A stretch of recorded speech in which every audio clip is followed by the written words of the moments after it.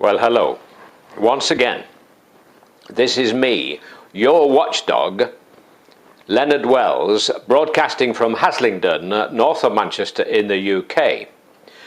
Today is Wednesday, the 24th of November 2010, and I'm continuing my theme of dishonesty in business. Many of you will read about, and quickly forget, because most of us do, that a large number of companies, and famous companies at that, including airlines and glass companies like British Airways and Pilkingtons and St Helens, are constantly being caught out as, because they've been part of a cartel. In other words, they've been ringing up the competition and saying, how about we fix the price of this and then we'll all make a nice little pile, thank you very much. In the United States, if you do that, you go to jail because it's regarded as more or less highway robbery. But over here, they just get fined heavily, and then we all forget about it. So they're actually dishonest. I don't know of anybody who's been sacked because of what they've been doing, because they must have known about it at board level. They must have found out. The accountants must know, for example. So that's another example of dishonesty in business, which they don't like people to really think about and consider. Now, having mentioned British Airways, I'm going to go on to talk about the airline business. Richard Branson was once interviewed on television about the difficulties and the inconveniences of travelling by plane. And he said that at Gatwick, for example, he could check you into his flights in 20 minutes, but that the airport authority wanted you there 2 hours before, so you'd spend time in the shops, because they make a lot of money out of the shops. I mean, at Manchester Airport, for example, you cannot get to the gates without walking through a marble-floored hall, rather akin to Harrods, full of smelly perfume and watches and all kinds of duty-free stuff. Very nice, but they're really only interested in getting money off you. And then when you get to the gate, you find you're just pussyfooting about until about 25 minutes before takeoff, when they decide to let you through. So that's a game of smoke and mirrors on the part of the airport authority. All right, you've got to go through security, but that doesn't take that long. And then we come to the sore subject of lost baggage or delayed baggage. Now, I don't know how many people's bags don't turn up at the airport when they get off the plane at their destination, but it must run into millions. So the hours and hours and hours spent by passengers like you and me, standing forlornly by a carousel which is going round and round, and we begin to see less and less luggage on it, and we can't spot ours, before it eventually dawns on us that the bag's not there.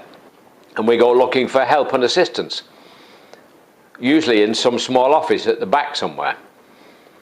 Now, this happened to me twice, because I go to Romania quite a bit, and out of the last 4 journeys with KLM/Air France, my bag has not arrived when I did twice. Once coming this way from Paris on Air France at Christmas, the bag did not arrive. It turned up here in Haslingden 3 days later, of course. And in September, when I went to Bucharest, KLM, my bag didn't turn up either. Now, after I'd waited ages and ages in a completely empty baggage hall, forlornly watching the carousel go round and round, when I found the office and told the lady, she looked at my boarding pass, clicked on the barcode, and she said, "Your bag is in Amsterdam." And it was, of course. Now, they knew this during my entire flight. If you think about it, when passengers book a seat on a flight and their bag's on the flight but they're not, they will hold the flight while they take the luggage off in case it's a bomb or something like that. But the converse must apply also, because they know when you're on the flight and your bag isn't, because the computer knows exactly where your bag is at all times.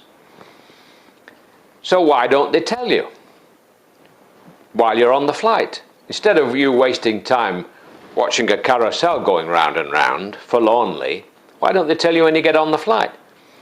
Why not? Why doesn't the hostess, once you're up in the air, come up to you with a nice little presentable envelope, which contains perhaps a gift voucher for a £5 or something, or a free meal at an airport or whatever, and which says, "We're very sorry to tell you, but your bag is not on the plane.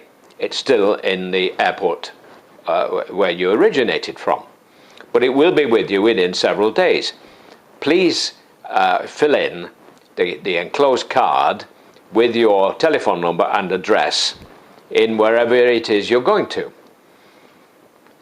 But why don't the airlines do that? Do you know why they don't do that? Because they want disgruntled passengers whose baggage hasn't turned up and who's going to spend days without their stuff, without their clothes and their toothpaste and whatever. They want those passengers as far away from their aircraft and their staff and as disconnected as possible from the name of the airline before they find out. They don't want you knowing beforehand. They want you miles away, so that you won't quite associate the delayed bag so much with the airline. Now, if I'd been told when I got on the flight that my bag had not joined me, so I don't have to worry, it would have saved me an awful lot of time and hassle at the airport. I could have filled in the card while I was on the plane. Now, I can't believe that there's much more than one or maybe two or perhaps three passengers at most in that predicament on a plane. So it's not likely that there's going to be a riot if everybody's bag didn't turn up, because there's only going to be one or two, and most people, if they're given a £5 voucher or a free meal ticket, are going to be reasonably okay, especially as they know in advance that they're not going to waste hours fiddling about looking for their bag at the airport. So why don't they do this? That's all for now, folks. God bless while it's still legal in the UK to say God bless. Take care. My website, iWatch, will be up and running shortly. Bye for now, and thank you for listening and watching.